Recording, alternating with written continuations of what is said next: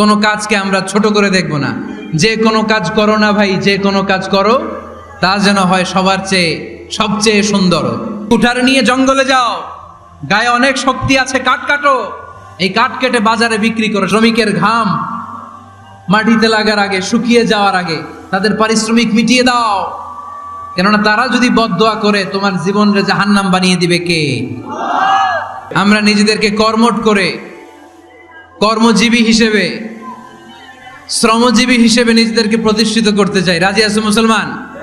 সব নবী কর্মঠ ছিলেন। বিষ্ণু ঈসা ইসলাম বললেন, পৃথিবীতে এমন কোন নবী নাই যেই নবী বকরি চড়ায় নাই। কর্মঠ থাকবো, এনার্জেটিক থাকবো, নিজের পায়ে দাঁড়াবো, আইডিয়া জেনারেট করব, এন্টারপ্রেনার হওয়ার চেষ্টা করব, নতুন নতুন উদ্যোক্তা হওয়ার মাধ্যমে আমরা আমাদের নিজেদের ভাগ্য পরিবর্তনের চেষ্টা করব। কারণ আল্লাহ বলেছেন, ইন্নাল্লাহা লা ইউগাইয়িরু মা বিকাওমিন হাত্তা ইউগাইয়িরু মা বিআনফুসিহিম।